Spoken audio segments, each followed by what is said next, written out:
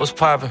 Brand new whip, just hopped in. I got options. I can pass that bitch like Stockton. What's going on, YouTube? Chad here with the Sports Card Yard. Excited to bring you a new video. It's been a while. I apologize for that. A lot going on in the world, but we're excited to start pumping out some more videos. This one is going to be about raw cards and graded cards, and whether you should buy a card you're trying to flip or invest into, whether you should buy it in a raw condition or already graded. If you're new to sports cards, the term raw, it just means that that's how the card comes out of the pack, or it's not graded by one of these third-party grading companies. It's straight from the manufacturer in its original raw form.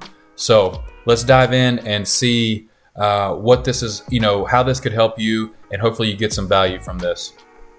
Before we talk about some different cards here, and I've got about 4 different types of cards that we're going to talk about that are, hot trending cards right now, and hopefully you can get some value out of this. So should you buy raw or graded sports cards? It's really all about risk. That's what it all comes down to. So I had to put this out before we start talking about any of these particular cards with the different scenarios, but a few topics here to keep in mind, or questions to ask yourself. First off, can you afford to hold the card for a long time?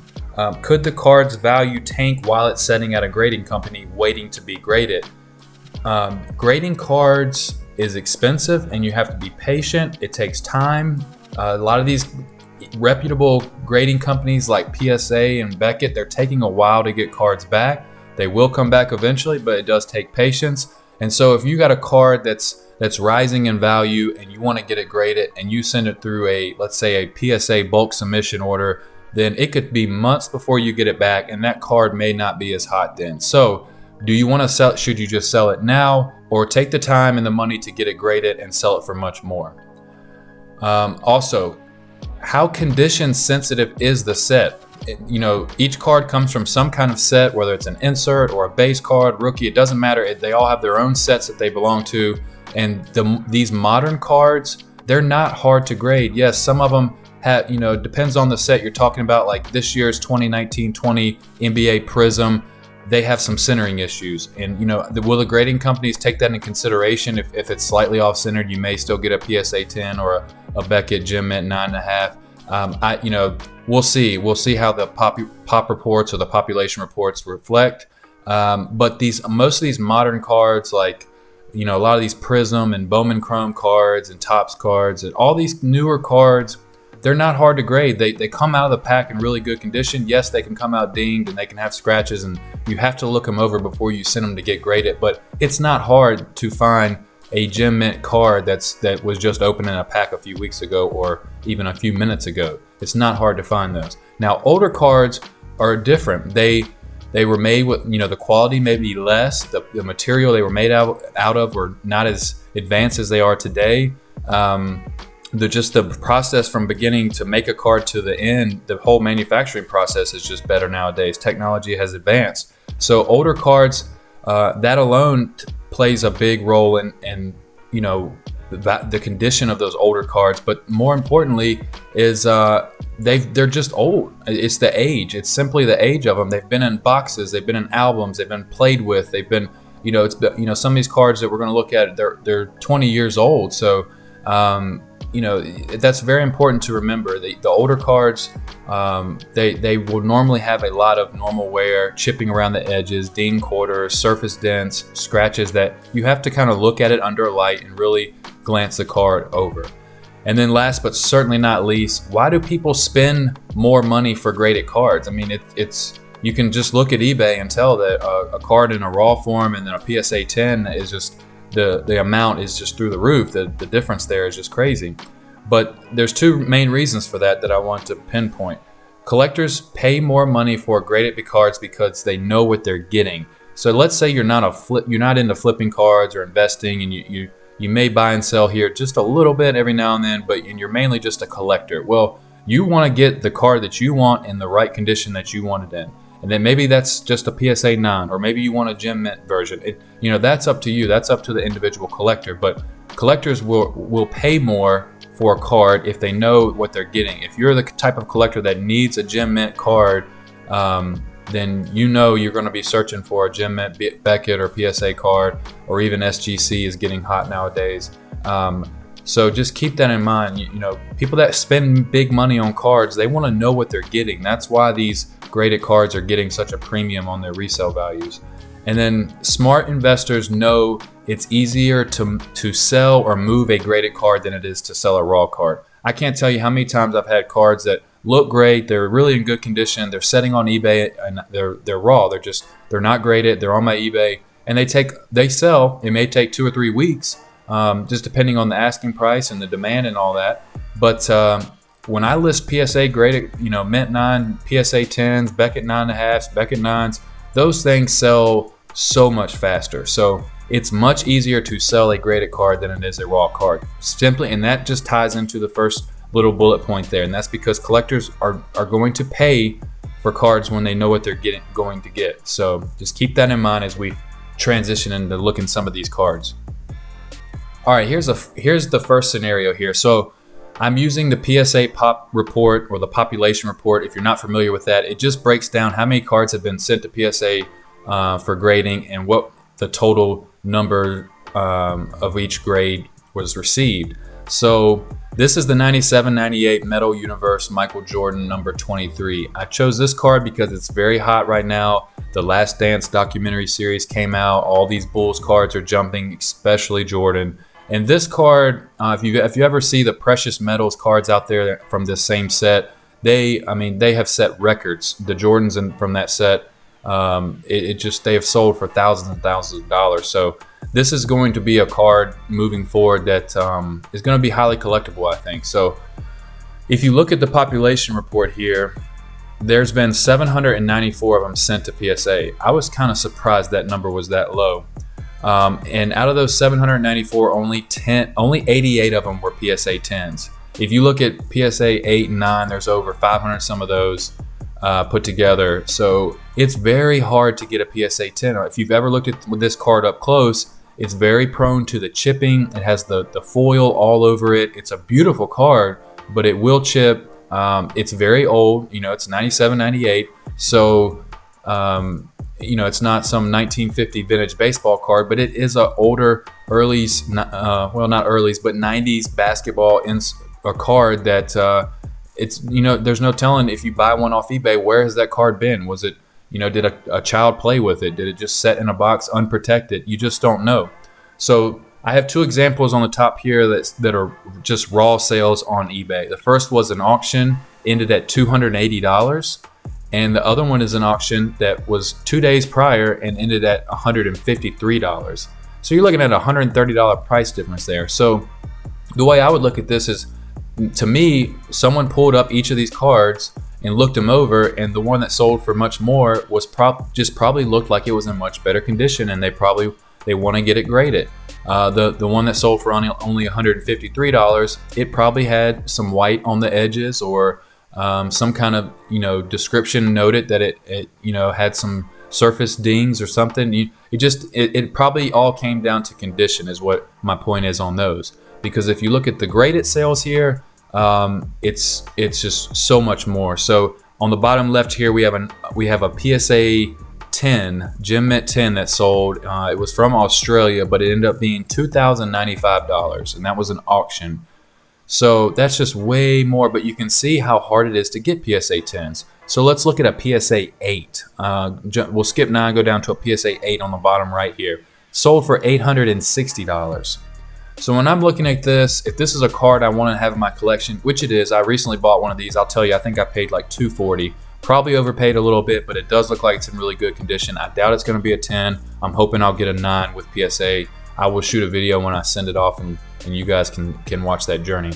But the way I take this is, you know, if you were looking to buy this particular card, just pull up pictures on eBay and stuff and look it over, or check out my cards. Or if you're buying it from a person on Facebook, ask for some additional pictures. If you're spending this much money, you know, if they really want to sell the card, they'll show you the pictures if they don't have anything to hide. So this is the kind of card where you're not just going to open a pack and get one of these in mint condition. It's too old. The ones out there have been beaten, and you just have to be smart here. So if you really want this card in the gem mint condition, you can buy several of them in the raw condition and hope you find one and take that chance. or you just go ahead and pay up for the gem mint 10, and over time, if it continues to, cards stay hot and the hobby stays strong, then that card will go up in value because there's not many PSA 10s. So that's one scenario. Let's move on to another one. Next up, we have another Jordan, but this is a Jordan baseball card. I wanted to choose this one because this is kind of part of that junk wax era. This is the 91 Upper Deck Michael Jordan SP1. This was a short print. From reading through forums and stuff, I think about every 2 or 3 hobby boxes, you could get one of these. You would pull one of these, and you can buy a hobby box even right now on eBay from anywhere from $40 to $60. So the problem is a lot of the other cards from this set just don't have a whole lot of value. Chipper Jones does have a rookie card, a few others in there, but this was a mass-produced set. But this card was a short print. So let's look at the PSA pop report on this one. So there's been 5,576 of them sent to PSA, and 1,128 of those are PSA 10s. On 8 and 9, there's a lot. There's 1,598 PSA 8s and 2,200 PSA 9s. So it seems like out of PSA 8, 9s, and 10s, majority of them are getting a 9. But this card doesn't have a lot of things to worry about. It has white borders, so you just want to eyeball it. Is it centered? Is the white on the top and the bottom and the left to right border, is it even on the front and the back? And then check out on the back of the card, there's a little hologram, just like the 1989 Upper Deck Griffey in baseball, the rookie. That little Upper Deck hologram on the back can sometimes chip or scratch. A lot of people forget to check that. But let's look at the raw sales here. So first up, we have a buy it now. On May 3rd, it was $49, and that was just raw. It's not graded. From the pictures, it's hard to tell by the image I have up here, but it looks like it could be a little off center. So, $50 for a raw card. The next one to the right here was an auction, and this was 10 of them, a lot of 10, and it ended at $150. So that's about $15 a piece. I will tell you, I've been buying this card lately, and I've been paying anywhere from $10 to $20 a card, depending on the deal I got and the condition. I haven't bought any of these that were already graded. Now let's look at the graded sales here. So on the bottom left, we have a PSA 10 that sold at a buy it now on eBay on May 2nd for $299. So if it's not extremely hard to get a PSA 10, looking at the numbers, the population report, if you can sell it for $300 and you can buy one, let's say on the high side of 50, you've got some room there. That's not a bad decision.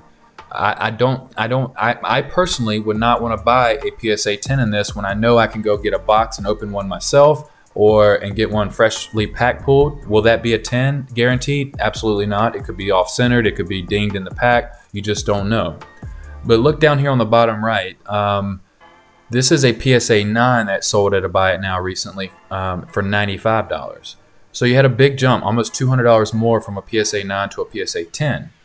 So this is a perfect example to me of a card that I would want to buy raw, because more than likely, if you get a card, you look it over, it looks good, you send it to PSA, and if you have any idea of what you're doing, you're probably going to get an 8, 9, or 10. Now, I don't have an example of an 8, but if the PSA 9 sells for $95, let's say it cost me $10, $15 to get it graded, I bought it for $40, I'm in for $65, I can sell it for $95. I would take that all day long.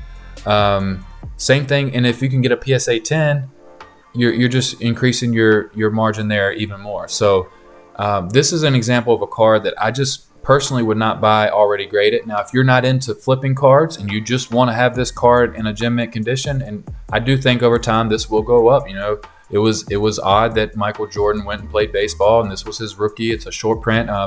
Jordan has a huge following, so this is a card I think over time that would go up. But I don't want to overpay for a PSA 10 and it go up to, instead of selling a PSA 10 for $300, it might go to $350 in a few months. No, I want to buy this one on the top right here. I want to buy 10 of them for $15 a piece, and let's say 3 of them are PSA 10s, 3 of them are PSA 9s, and the others are PSA 7s and 8s. You're still going to make a really good return on your money.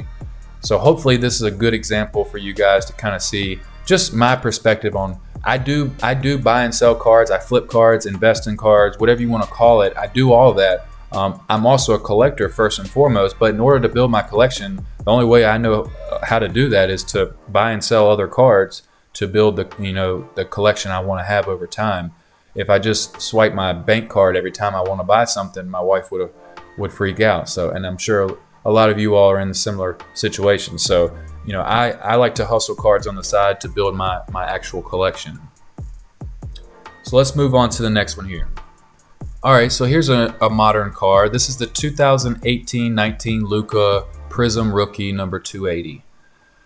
All right, guys, this one, I love. First off, let me tell you, I'm a Luka fan. I think he's awesome. He's gonna have a great career in the NBA. He's young. He's just really special. I think he's got a good head on his shoulders, and he's fun to watch. So, but let's look at his rookie card here, because this card just doesn't make sense to me, guys. And I think people just got to wake up a little bit to this. So, all right, on the PSA Pop report here, there's been 13,000 of these, 13,616 of them sent in. 9,763 of those 13,616, 9,763 guys are PSA 10s. That's crazy. There's only been 3,500 PSA 9s, and if you look at 5, 6, 7 PSAs, you're looking at very few, less than 500 for all those combined that were submitted and graded. So this card right here, let's look at the sales, and then I'll get to my point on this one. So raw here at an auction, one ended May 2nd, $150. Then next to that, you have another raw one that sold on eBay. Buy it now, $175.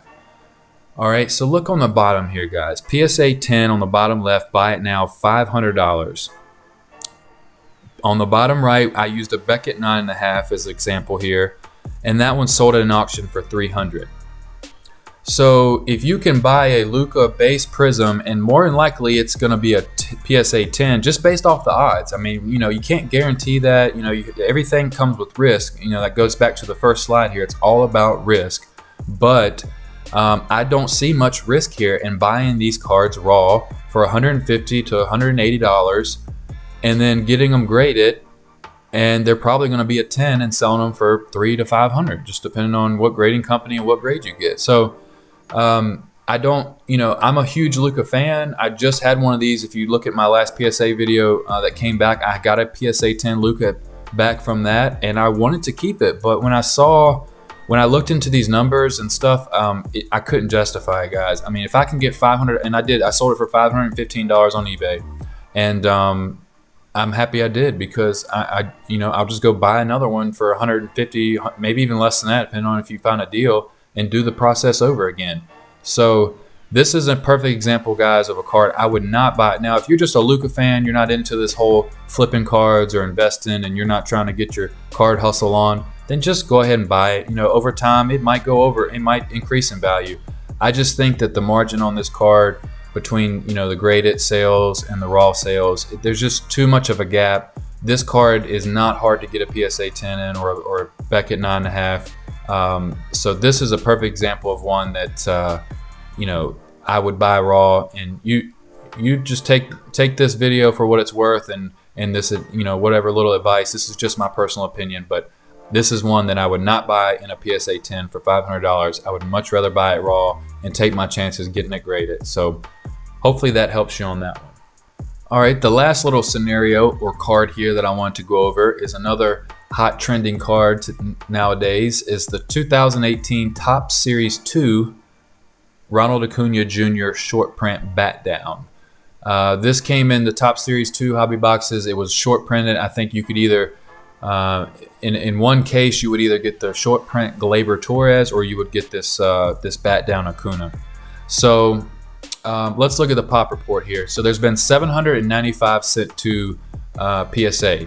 So guys, I mean, I just want to go back to the last one real quick. Remember, this is the same year as Luka's for Prism Rookie, and there's only been 795 total of this card sent. I know we're comparing apples and oranges to that kind of, but I mean, there's been 13,000 Luka Prisms already sent in. That's not including all the ones sitting in boxes now that haven't been sent in. And it's just, so just put that into perspective, guys. So, all right. So there's been 795 of these sent to PSA. 319 of them were PSA 10s, and pretty much the majority of the others were PSA 9s. There were 92 PSA 8s, but 346 9s, 319 10s. So you got a 50-50 shot in kind of, you know, roughly speaking, to take this card and send it to PSA. You're either going to get a 9 or a 10. So let's look at the raw sales here. So at an auction recently, one sold for $560, and I'll buy it now for $550. So for simple math, let's just say $550. You can buy this card right now for $550 in a raw form. So let's move to the graded sales. On the bottom left here, we have a PSA 9 sold for $465, and that was an auction recently. Over to the right of that, we have a PSA 10 that sold for $1,875. Buy it now. So the way I'm looking at this one, guys, just from a common sense perspective here, if I can buy a card for $500 some raw, and I got a 50-50 shot of getting a PSA 9 or a 10, but a PSA 9 would actually sell for less than the raw card. This is actually one where I would either just buy the PSA 9 if you're not stuck on getting a PSA 10. If you just want to have this card because you're a Braves fan or you're a Acuna fan, and you just need to have this card in your collection, just get a PSA 9. But at the same time, if you want that chance of buying one that may be a PSA 10, it's not a big price difference between buying a PSA 9 or a raw card. You know, this is just a snapshot of what these cards sell for. I'm sure if you do some bargain shopping out there and do your due diligence, you can find a good deal. So I have a PSA 10 of this. I just think this card will continue to go up over time as long as he performs and lives up to all the hype. And I'm a Braves fan, so I just can't sell my PSA 10. I will tell you, I've bought a lot of these raw, and even though they don't have any borders that are prone to chipping and stuff, the surface on these is very soft. It's a paper card, it's not chrome, and I've found a lot of dings in the surfaces, and I think that's where these PSA 9s are coming from. Of course, any ding corners or white edges and stuff like that will hurt you, but look the surface over on these more than anything. That's where I've found an issue. So I hope out of these 4 cards that gave you a good idea. Like, you know, this is one right here that you could argue both ways. You know, there's no right or wrong answer here. This is just the way I view this stuff. It came up in our Sports Card Yard Facebook group. Somebody was asking, should I buy lots of raw cards and then try to pick out the best ones and send them to get graded, or should I just go ahead and buy them graded if I think that card's going to go up? Well, if the card does go up over time, you're not going to be wrong either way. But if you're trying to get the most money out of your investments, then buy cards raw, guys, and take the time and the patience to get them graded. So hope that helps you there. All right, guys, thanks for watching this video. I showed you a few different examples there. The best overall take is it's all about risk, guys. You know, collectors will spend top dollar for cards that are graded in gem mint condition because they know what they're getting. It's fast. It's easier to sell those if you're trying to sell cards fast or flip them fast. So just hopefully you got some value here, guys. Just be smart. You know, use your tools out there. Use the pop reports on Beckett and PSA. Understand what you're buying. And I wish you the best. Check out the Sports Card Yard Facebook group, guys. Just search it on Facebook, Sports Card Yard. You'll find it. There will be a link in the description. Thanks for watching this video. I look forward to seeing you in the Facebook group. Thanks.